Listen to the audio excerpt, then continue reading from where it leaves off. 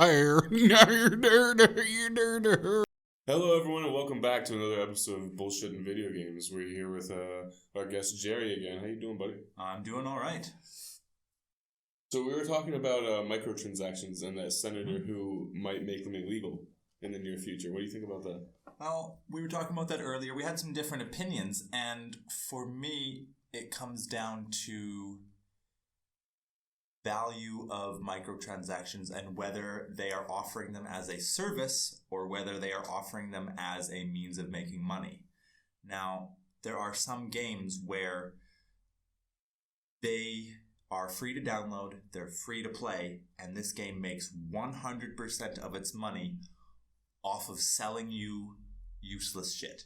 So in that case, the more useless the shit, the less value you're getting out of it, which I have a problem with. But from a business point, that means you're going to want to buy that again, or you need to buy it again because you got minimal results. Now, there are other microtransactions that add legitimate values or features. You know, if you want a cosmetic upgrade in World of Warcraft, you buy a little pet, you get a unique little thing that follows you around. No one else has them unless they paid for it. Do you need it? No. If you're willing to put out a couple of bucks, is it kind of cool? Yeah. Is World of Warcraft making its money off of selling you that pet? No. Well, at this point, who knows? You know, at this point with the declining numbers, the subscription numbers, and how monetized it is, they probably make a staggering amount off of microtransactions. And you have to remember that the WoW token is more expensive than the monthly cost. The WoW token costs $20. The subscription costs $15 a month, and so who knows what percentage of their WoW revenue is that extra $5. But I believe, going to the WoW token, that's a response to community demand. I don't think there's ever been community demand for more loot boxes, right? True. So I don't have a problem with the company making some extra money. But there's always community demand for pay to win. That's the problem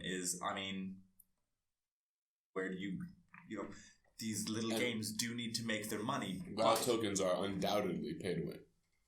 I mean, if you go onto the auction house right now, I don't know what the high-end item level is right now, but when I stopped playing BFA, the high-end item level was like 390, I think. I barely remember.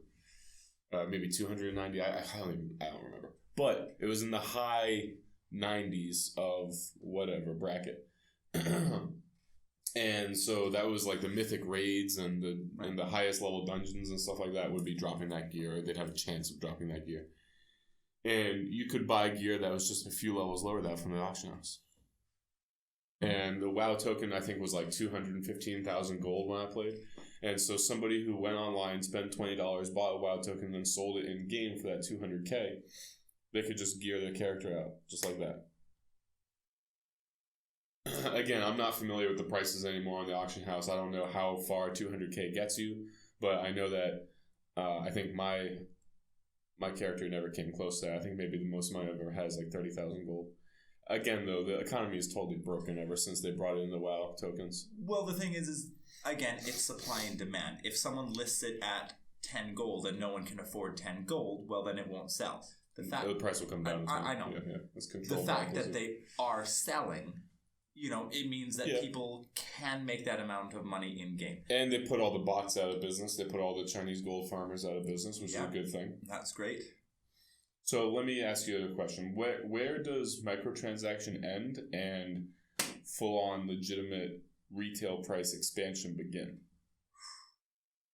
Because as we were talking about a moment ago, there are a huge population of people who spend AAA types of money on microtransactions in objectively shit games. I don't care how much they personally enjoy it, just objectively judging the depth and the value of a game, the games are absolute shit. For me, it comes down to, does it add something to the game or does it add something for the game? Me buying, let's say I were to buy one of these World of Warcraft tokens, and I spend all of that money on my Twink. For me, that's adding something for the game. Now, if I pay $10 and I get this, let's use this pet as an example, I get this little pet that follows me around, that's adding something to the game. Adding something to the game, in my opinion, that depends on how much you want it, what it is, what it does, and what you're willing to pay. Adding something for the game, I've done that on a couple of occasions with different games, and almost every single time I bought something for the game and I've gone, fuck, that was a waste of money.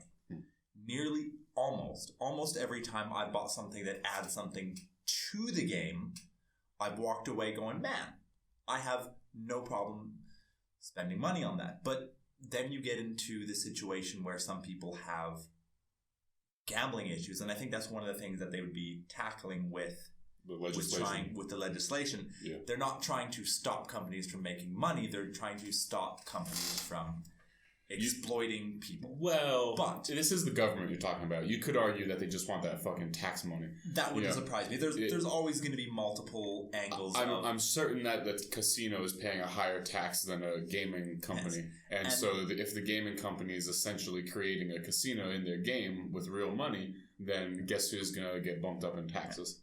But that brings me, they're trying to bring this legislation for different reasons, but they'd be blocking different versions of microtransaction, and where do you draw the line? I don't know. That's a hard question. Because there are some things that are straight up exploitive, and then there are some things that add legitimate value to your game. Should there be any interference at all? Like, should a game developer be able to do anything they want? Literally anything? No. But why not? I mean, so if you're taking like the market approach to it, you could argue that a bad developer will go out of business because no one will buy their game. However, I don't know how long EA needs to shit the bed and still be allowed to, or still be a company, a profitable company. Yeah. And it seems like it can just go on forever. And the reason I think it can go on forever is because they've recognized that they don't need to make a game that's critically acclaimed, that's loved by everyone, that defines a generation. All they need to do is get a certain percentage of people to buy the game, and then a certain percentage of those people get skinned alive. That's the problem, right? Is if you're designing your game, make money off of people buying your shit over and over, that's a problem. And those need to be shut down. But who decides that? Right? Does the government decide that? Do the players decide that?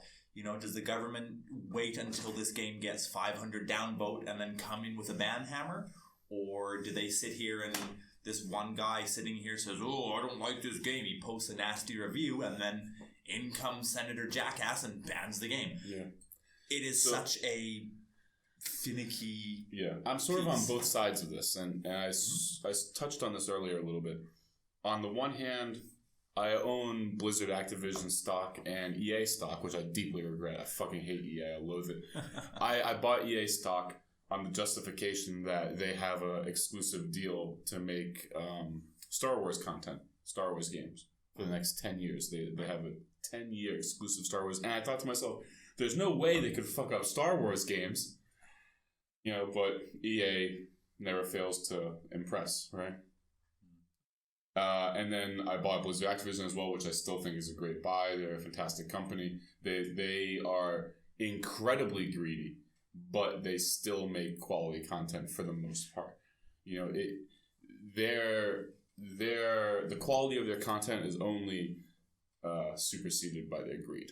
They kind of go hand in hand. Like when they release a new Call of Duty, that's going to be the tightest, the most concise, the most pure shooter experience. But you're also going to have to take it with loot boxes and microtransactions. And in the most recent Call of Duty, they removed the fucking single player. There's no single player. It's just a battle royale and multiplayer deathmatch. And a friend of mine bought it just last week, and he was saying the servers were down for a battle royale, and so all he can do is deathmatch. And he bought a AAA title game for $60 or whatever it is, $50, and all he can do is one game, one deathmatch game. That's it. Unacceptable. It is. It's truly. So on the one hand, I want these businesses to do well because I'm invested in them, financially invested. But being a gamer for the last 20 years, that supersedes my investment. You don't want to see shady business practices succeed. No, I don't care. I don't care how shady their business practices are. I want them to make quality games because I know. I think I know this because I'm on both sides of the coin. I'm an investor and a gamer. I know that the only way Blizzard Activision is going to still exist in 20 years is if they continue making great games. The only way EA is going to exist in 20 years is if they're going to have to, heads are going to have to roll. They're going to have to go in there and fire every single one of their sales and marketing people. They're going to have to go in there and just they're going to need to allow their content creators to create the games that are supposed to be made. I get the feeling that their games are being pushed out by money men. Now, I can understand. Every company needs to make a profit. If you don't make a profit, you can't pay your bills. But when you forget what it is that your company is making money off of, then your company can't survive for much longer. Exactly. They're kind of cannibalizing their own customers. Right. That's what EA is doing. And so, on the one hand, I'm an investor. I want them to be successful. On the other hand, I would prefer if they just made higher quality games and made less money. So both of those companies I mentioned are considered high growth companies, which means they're highly speculative, which means they're very risky. And that risk comes with a high valuation. And when they fail to deliver on that expected revenue, then their stock tanks. Right. And so I think that the only long-term solution for them is to actually move into a very long-term investment strategy. Start paying a heavy dividend and try to become as stable as possible. But anyway, I digress. On the other hand, I would actually support that legislation. The legislation to make microtransactions and loot boxes illegal. Loot boxes, 100%. Microtransactions, I don't know if you played browser games in high school back when they were invented. I played some, yeah. Yeah, you remember like Addicting Games and Congregate and stuff like that. Yeah, and there was Newgrounds and there's a couple of these things. There's probably half a dozen websites. Yeah, and so I don't know if you remember, but I remember the birth of microtransactions, and I remember that there was absolutely unanimous disdain for them because during the day, it was usually during like our lunch period, we would go to one of these like resource rooms in the school, and we would eat our cup of noodles there, and we would go on the computer, go to addictinggames.com, and we would just scroll through thousands of free games, and none of them even had the ability to pay the producers, the developers. They were just purely free experiences. That's it. And it was such like a pure thing. Nobody was expecting money. No one was asking for money. There was literally no way to even pay them if you wanted to. But among these thousands of totally free games, there would be one or two that were using the contemporary microtransaction model where you go in and everything is behind paywalls. And those games were universally hated.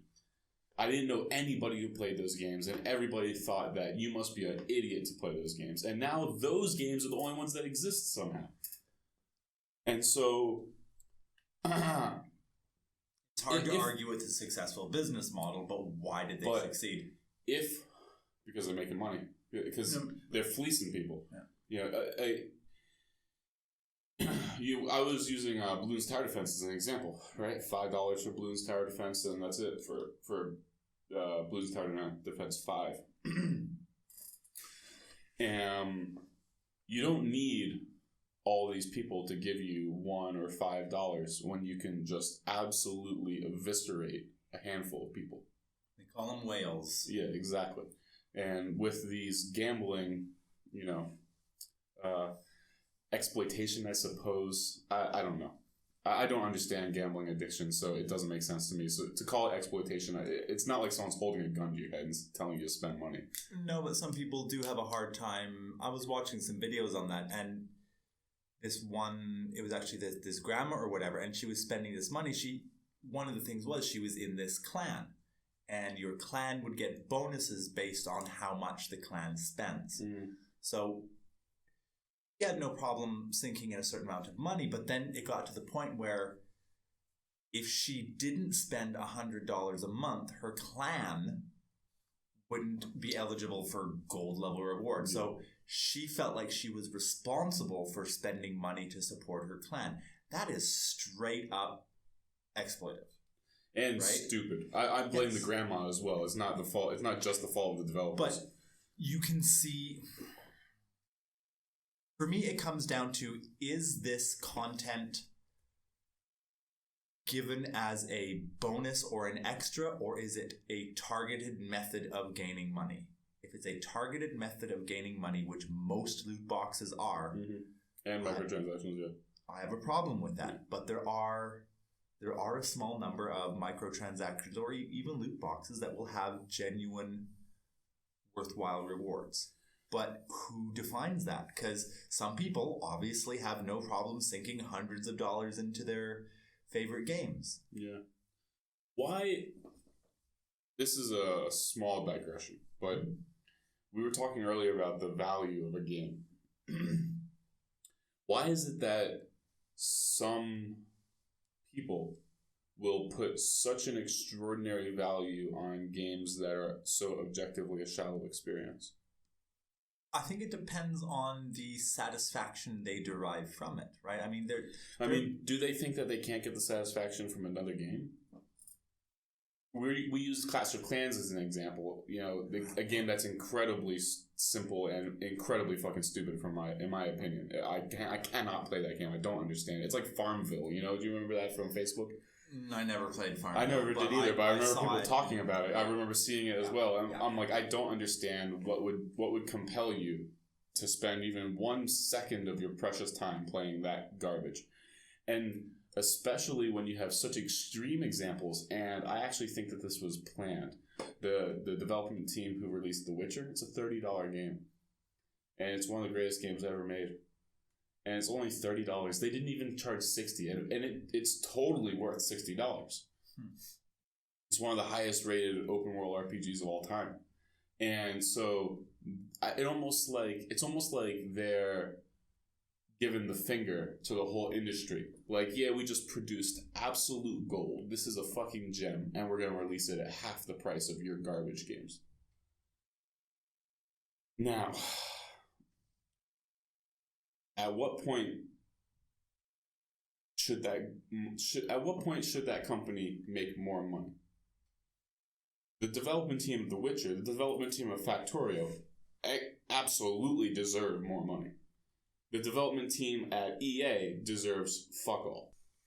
I think this is both good and bad, but gaming is reaching a point where it's starting to reach the multitudes, right? When you were a kid, you know, yeah, sure, a lot of people in your age group played games. How many adults did you know that played hardcore games? Some.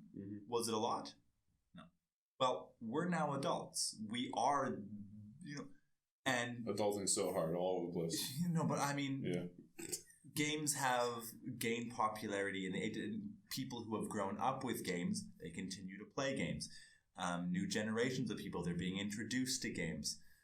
So there's always going to be more people for them to peddle their shit to, and that's the problem, right? Like they release one game, doesn't matter, right? It's not skin alive. It's not like, oh, this game bombed. The entire gaming community, all 500 of us, decided to boycott their game. Well, no more game. Nope. Well, it's not even like an organized boycott. It's but that's the thing, though, is you go back however long, and you missing out on 10-15% of the game, that's huge. Now, bigger pond, right? So you put out this game that bombs.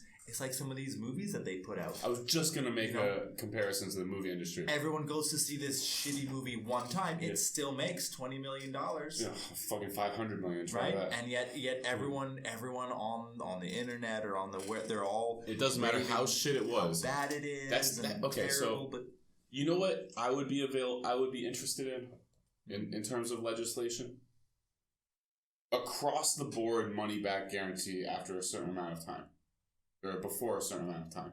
I hate the idea that the movie industry doesn't care how much we hated the movie because we already paid for it. So what if they institute something like that in video games where I buy Fallout 76 and for the first 90 days that I have the game, I can return it and get 100% of my money back no matter how much I played it. And then at the end of the 90 days, me deciding not to return it is me wanting them to have that money. And what if game developers and movie developers, let's say as well, what if they were forced to subsist off of money that was voluntarily given to them after a satisfactory product was delivered? I'm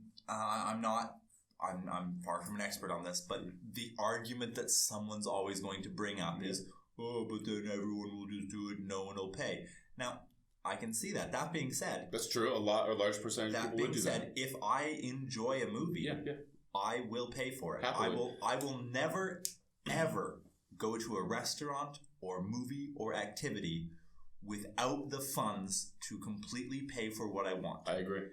If I'm dissatisfied, there should be recourse. If I agree, order... Yeah. Well, if you go to a restaurant and your food is hot garbage... Yeah, there's no way I'm going to pay for it. If I go to a steakhouse, I will not have $10 in my pocket, order the $20 steak, and complain about it so I can get my $20 steak for free. If I have... But if you order the $20 steak and there's a rat head on it, you're like, all right, well, I'm obviously not paying for the steak and the rat head. Yes. And people are always... They're going to jump and say, oh, but then no one will pay for things. I would. If I enjoy your service... I think that you could find the cheapest, filthiest gamer on the planet, and if you ask them, what's one game that you love so much you'd happily pay for it, they'd have an answer for you. Mm-hmm. And you're right, the pond is so big now that might be all it takes. Mm-hmm. When you have a game that's truly loved by the population, let's take Warcraft 3, for example. Let's take Factorio, for example, The Witcher. There's a large enough population that would happily give their money even though they could play the game for free. They would play the game and feel like it's justified to give them the money. And like I said, the argument is going to be, oh, but then no one will ever pay for games. Oh, then no one will ever pay to watch for a movie. If you make it worth watching, if you make it worth paying, I never go to a restaurant or a movie thinking, oh, geez, I hope I can find something to complain about because I can't afford it. No, I go to a movie expecting to pay for it. I buy a game expecting or knowing that I have the money for it, right? You don't go into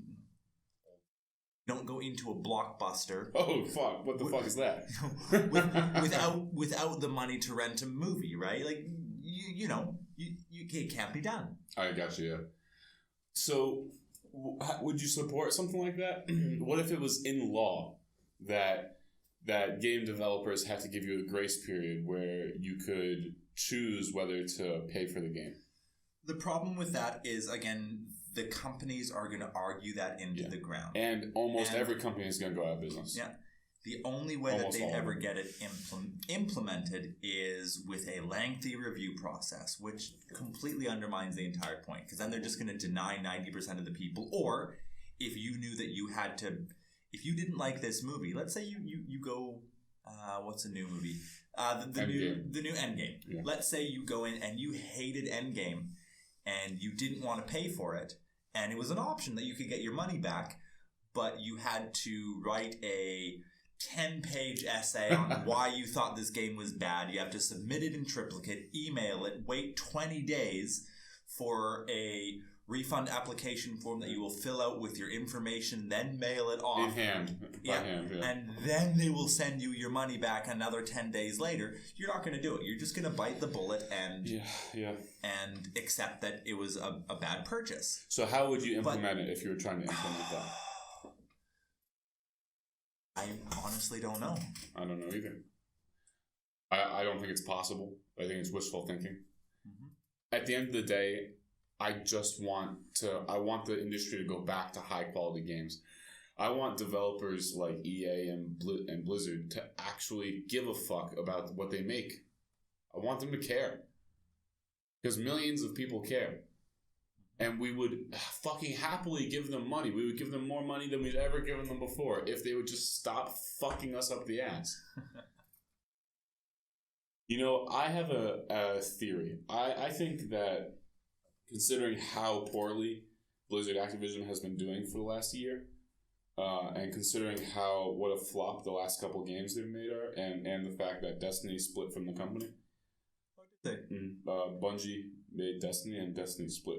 Bungie split from Blizzard, and they took Destiny with them. Well, because I believe Microsoft bought Bungie. I don't think they bought the entire company. I believe they bought the rights to all Bungie games, either for a certain number of games or for a certain time period, which was why Destiny's a shit game anyway, so it doesn't matter. When they first bought, I remember when Microsoft first bought Bungie, one of the first things they pumped out was Halo Wars. Yeah. Which wasn't supposed to be a Halo game. Which wasn't very good. It was a 70% completed game that they all of a sudden said, hey, we've got Halo rights, let's slap Halo on it, right? Because they could. And you know what? It probably sold better than whatever they were making before. Just because it had the Halo word on it. Because it had the Halo name on it. But it was fucking hot garbage. And so anyone who makes a Halo RTS is going to think, is this another Halo Wars garbage? Yep. Do you see what I mean? Like, I don't know how much extra work it would be for them to just make a good game, but I absolutely refuse to believe that they're not capable of making a good game. I'm 100% certain that they just don't want to, for whatever reason. They just...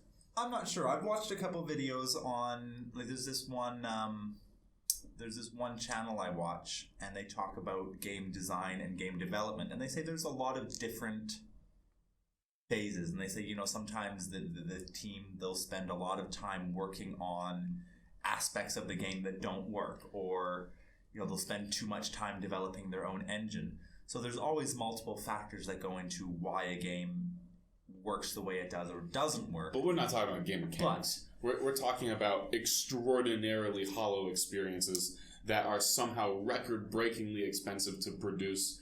And when you play them, they're shockingly disappointing. And they're often sequels of games that were made 20 years ago that are way better. The classic Halo, or not Halo, Star Wars Battlegrounds from 2005 from the PS2. It's so much fucking better than the new one. Because the company isn't trying to sell the new game on its own merits. They're trying to sell the new game on the old game's merits. It's just a vehicle for microtransactions. That's all it is. Yeah. It's a vehicle for extra costs. And again, for me, that, again, coming down to it really comes down to... It's so upsetting. Is your game making money from microtransactions, or is it supplementing its income for microtransaction? Now, that gets a bit tough because when you get into some free-to-play games that are free-to-play and they only make money through their microtransactions.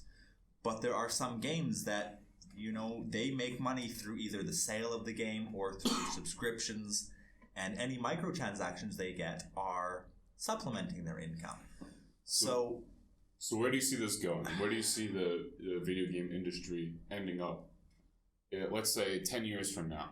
Do you think indie games will just dominate? All the AAA titles will go out of business because they keep shit in the bed? Do you think we'll just be forced to live in a free-to-play microtransaction world?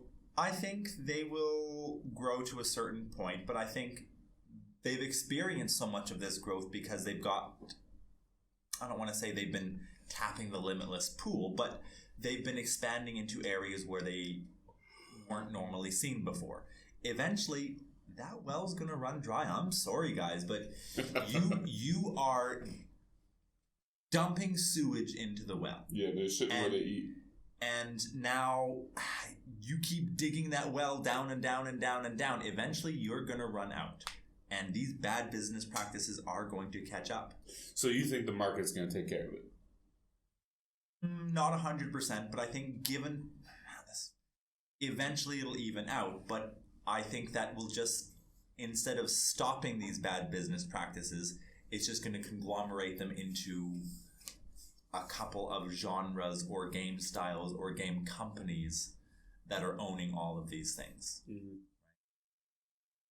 And we're seeing some of that, you know, already. Like, you know, this one old MMO I played it for a year or two. It started tanking and lost popularity, and then it was just snapped up at a discount price by this overlord company, essentially, that runs like 15 other MMOs, right? It's like, holy shit, what's going on, right? So then they start implementing thing's overarching integrated launchers and currencies and accounts. And it was like, what the hell? But I think that's kind of what's going to happen. Instead of having 500 little games by 500 different little companies, you're going to get 5 or 6 companies that just keep putting out certain games. So it's always going to have a similar feel. But I think more or less it'll balance out. They'll realize you can't just keep making these shitty games. But there's always going to be people who are willing to pay for them. Little games only need a couple of whales, and they're making all the money they need. And that's a problem. But I don't think that the market will correct the problem on its own. But I think it will even out on its own. Do you think the greed is stifling creativity? Yes. How many really innovative artists and programmers and story writers are working at EA and they're not allowed to express any of their innovation? Probably more than we would think. Probably most of them. Probably most of their creative departments. They got every idea you can imagine, but they're just not allowed to do any of them because everything costs money, and anything that doesn't make money isn't allowed to have an expenditure. So, off of that, do you think, like you're saying, some of these indie games, do you think this is good or bad? Right? Do you think them undercutting some of these big companies is allowing for more creativity, or do you think it's making these big companies to just continue churning out their same shit to try and outshine and outfancy and outglitter these indie projects that are churning out high quality? So right now, the only advantage that AAA studios have that I can tell is brute force. Is super high quality graphics, extreme scale, which comes with having dozens of people programming and story writing and doing the artwork, but being able to afford a good engine or platform or whatever. Exactly.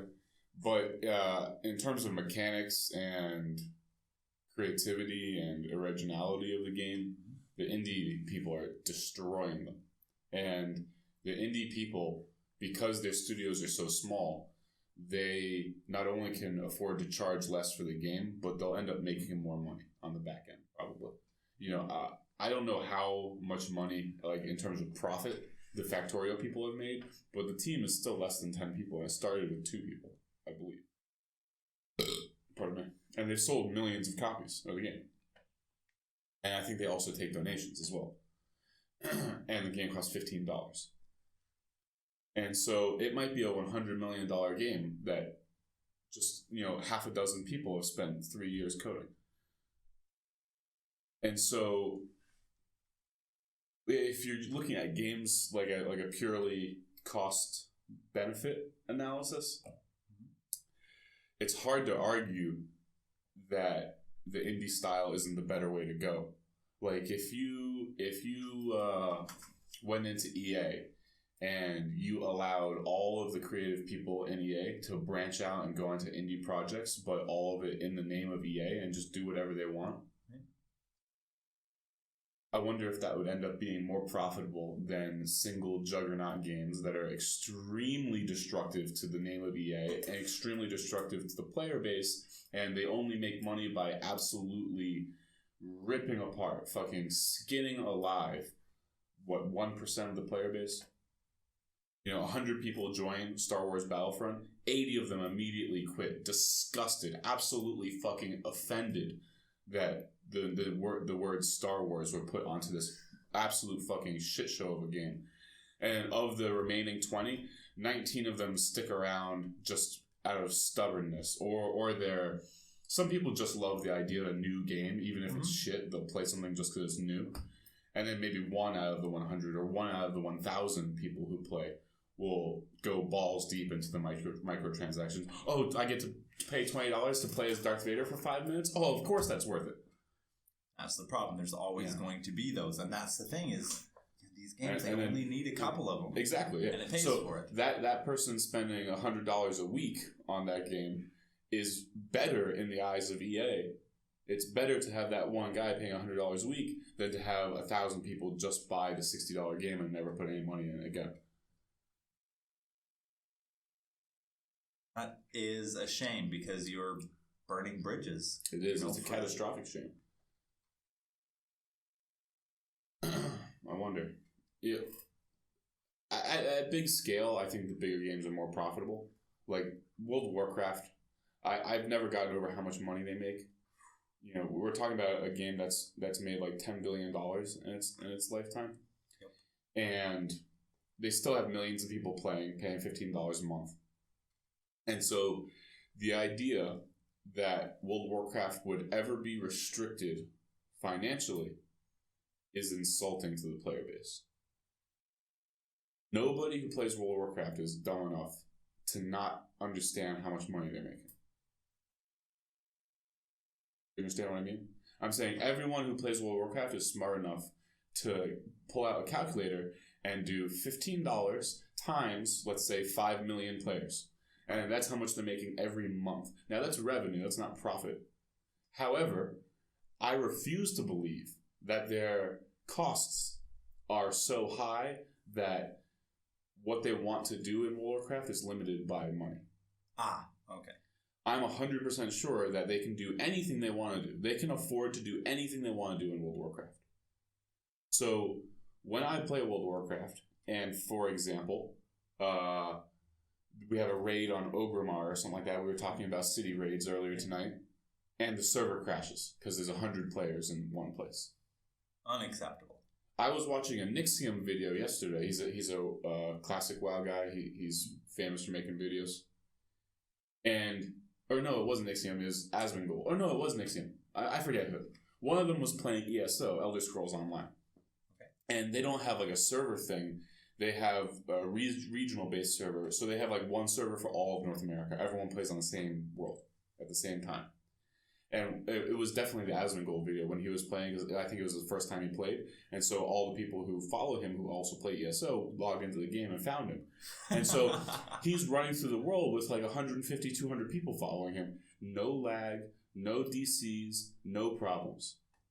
Impressive. So what does that say to me? Well, ESO is using higher quality technology, higher quality servers, blah, blah, blah.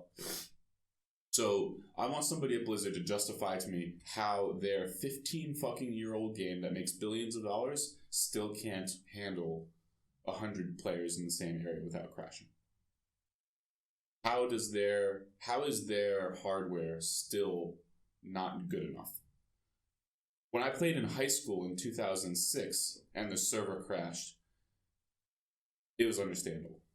In 2017, and the server still crashes when you get the same amount of people together? Well, it's probably the same server. It is probably the same server. That's what I'm talking about. Why upgrade it when it's still making you money? And that is... And what do they make? Fucking $150 million a month? Yeah. So they could take, 5 days worth of revenue and probably upgrade the whole system? Of course, these are all just completely arbitrary guesses. I don't actually know how much it would cost to upgrade their server banks. I don't know how much it costs to run all their shit. I'm sure they have thousands of employees. Blizzard's famous for having great customer service, right? You open a ticket, you wait 6 days, and then they tell you to go fuck yourself. They must be paying a lot for those people. I don't know. I guess it comes down to, how much is the company expecting to make versus do they think they will make more money by upgrading their servers, or do they think that people will be happier, or do they just think we can make... That's the core of the problem, especially because this is such an extreme example, especially because they're a subscription-based game. Mm-hmm. And so when they say, do we make more money with this decision? That's a broken mentality. Yep. They should be thinking, will this make the gamers happier? Well, not just instant gratification happy. Does this make it a better gaming experience? For example, having a more stable internet connection to the server. Because a happy gamer is one that continues playing your fucking game and paying for it. And keeps paying you $50 a month, yeah. Exactly. So, It's hard to say because you can't. The problem with doing a case-by-case thing is big companies are always going to have the money and power to just lawyer bullshit their way through anything. And what they can't do, then they're just going to make complicated refund processes. And these little guys, well, they're the ones that aren't making much money. They're the ones that are going to get hit. And the big companies have enough money to go onto these advertising campaigns and bulldozer right over any amount of bad press they had previously. I mean, look at Bethesda. Fallout 76 is probably the most egregious example of an absolutely broken game released by a maliciously greedy company that I've ever seen. And yet people are still excited about Elder Scrolls 6. People are still excited about Star Citizen or whatever the fuck it's called.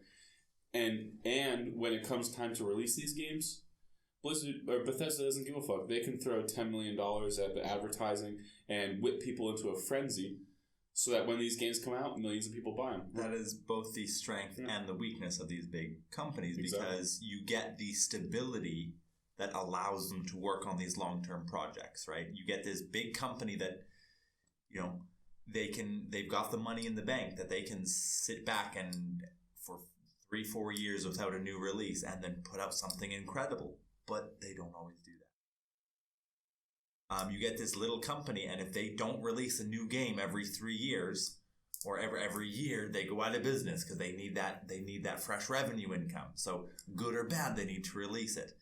You get these big companies, they've got a reputation. I think it's the other way around. I think the big company has to release. The little company is going to have a much smaller cost, I think. I guess it depends on whether it's their first release or not. Also, right? what do I mean by small? When I say small, I mean like Factorio small. Like 6 guys in an office. They can. I think they can just shut the lights off and leave if the company goes badly. It's not like they're millions of dollars in debt. It's not like they're paying $100,000 a month for rent. True, but let's some genuine company that their job is to make games. Yeah.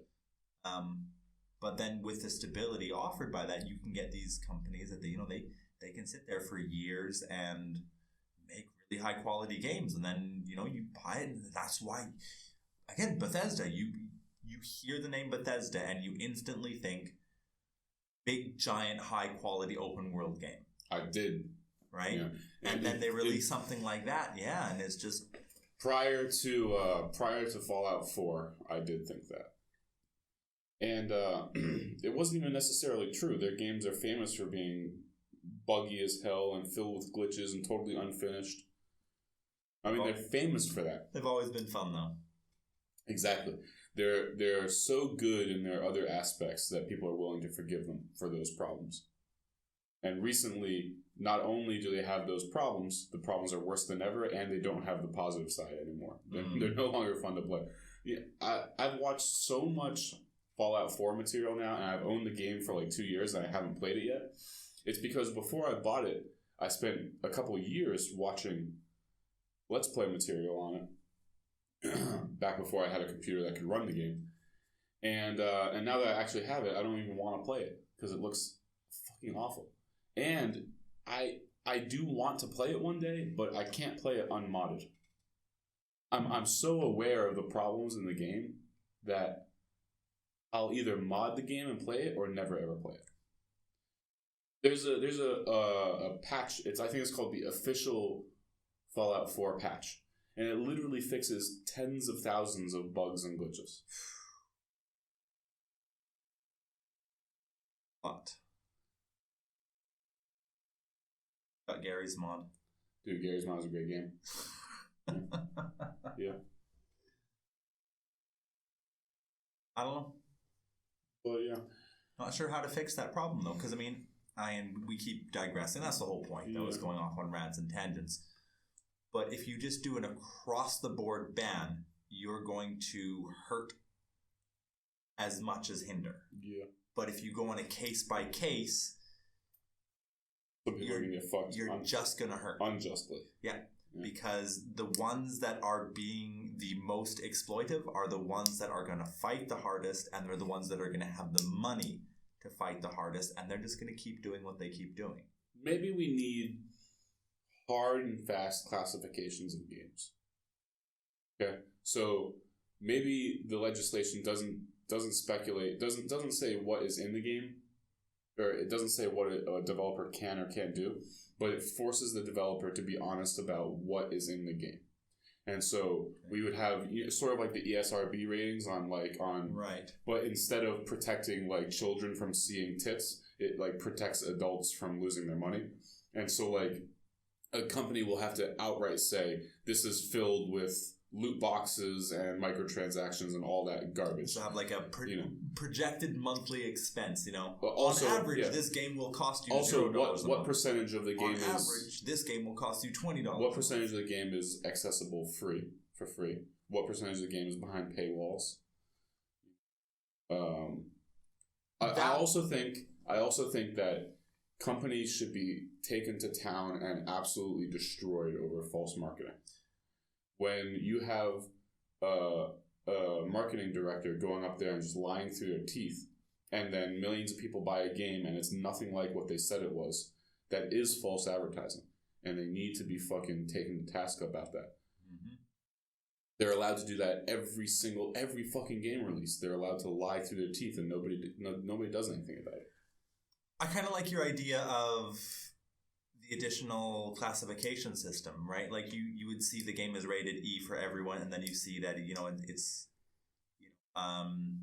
heavy microtransactions, light transactions, or just microtransaction content, or just purely black and white. Either has microtransactions or it doesn't. That's it. That would definitely, because you're going to get people who pay no matter what, but knowing what you're getting into from the beginning. I also want a percentage rating. If it has microtransactions, I want it to actually say what percentage of the game is accessible without paying any additional money. And I guess if you're implementing that as a rating system, if every game has to go through it. What do you think? Is that immoral? No. Is that banning microtransactions as a whole would be a problem. Right? It would be bad business. Yes, but it wouldn't. Asking for businesses to be more transparent with about their business product practices, I think that would be fair. I think that they need to do everything in their power to make sure that the gamer knows what experience they're about to have, and if they're not doing that, then the gamer needs to be able to play for free and then decide if they're going to pay. Because there are a number of games I've paid for either DLC or microtransactions or extra little content, but for me it always has to be worth it. Am I getting something out of it? Mm-hmm. Am I pressing a button that's going to give me a bunch of random shit, or am I pressing a button that's going to give me what I want? Mm-hmm. Right? Will I pay $5 of real money for a specific item in a game? Possibly, right? Whatever it is. Will I pay $5 in a game for a 10% chance at a specific item? Fuck off. Well, everyone has their own bar of what they pay for, and I don't think that's a good way to judge. No, exactly. But that's my personal one. But I have no problem. Across the board, before you buy that game, it should be absolutely clear that if you want to enjoy this game, you have to pay for it. Yes. And if you want Fallout 76, they're trying to charge you $18 just to wear armor that's colored blue. $18 for the color blue. People would say, "Oh, you can't tell the people that you." I want people to before they even buy Fallout 76 to fully understand that they're going to be asked for an additional $18 to have blue armor. And then I want Bethesda to suffer the negative impacts of that financially. All the people who don't buy the game, once they understand how underhanded they are. Fucking $18 for blue, Jerry! $18 for blue! You're gonna get people that are gonna argue, and they're gonna say, "Oh, but by putting those things up front, you're gonna get people that won't start a game because it's too expensive." Yeah, then good. Yeah, they shouldn't. There's a million other games to play. Exactly. They should take their money elsewhere. I look at some of these games, If I want to start a game, I will. If I'm aware of the price, I will. But it would be nice to know how much I can be expected to pay or how much of the game I can expect to access before I shell out. Yes. Because there are games I will shell out sometimes. But if I go into it and it says you get 20% of the game for free and the rest of the zones are locked behind a paywall, okay, well, at least I know that. You know, I can go in, see what I want to do, and then maybe pay for some zones. But if I start a game and I'm playing and I'm enjoying it, and they say, okay, well, if you want to go to this new zone, it's $2. Say, okay, sure, I'll give you $2. And says, well, if you want to go to the next zone, it's $2. Say, fuck, really? Okay, I'll give you another $2. Say, if you want to go to the next zone, fuck you guys. But it's too late. I'm already $10 in. What if it's time? Well, that's a logical fallacy, the spent cost fallacy that you've already... Exactly. But right. What if it's not a paywall, but what if it's a time wall? Because a lot of games do that, where it's like, upgrade your keep for free, and it will take 43 days in real world time, or upgrade it right now those for money and mana systems. Yes. That also needs to be displayed prominently. Yes, I have no problem. When they say 100% of the game you can play for free, it will just take you 37 years. And again, yeah, I think there's nothing wrong with those games, but it's good to know what you're getting into. That won't stop me from playing these games. And anyone who says, oh, but then people won't... Fuck off. You're making excuses. You are making excuses for the big game companies to continue exploiting little people. If you want to play a game... Again, I want to make it clear, I support exploitation of everyone. All right? If anyone can fleece me, then they're more than happy to try. All right. When I go onto Steam, if you can convince me to give you my money, then you deserve it. Okay. What I have a problem with is what I see as a general downward trend of quality across the whole industry, and the only place that you see this trend going up is in the indie developers, the 1, 2, 3, half a dozen person teams who are out there, fucking. Blood, sweat, and tears. Ymir, it released with a bunch of glitches, according to the people who play it. It released missing a bunch of features, but it's just one guy. Just one guy fucking coding a game. Give him a fucking break. I didn't buy the game, but I absolutely will. Probably once a month or once every 6 weeks, I go back and I check the reviews. Once the reviews start saying, yep, all the problems have been fixed, I'm buying the fucking game. He wants $15, he wants $20, no problem. He deserves it.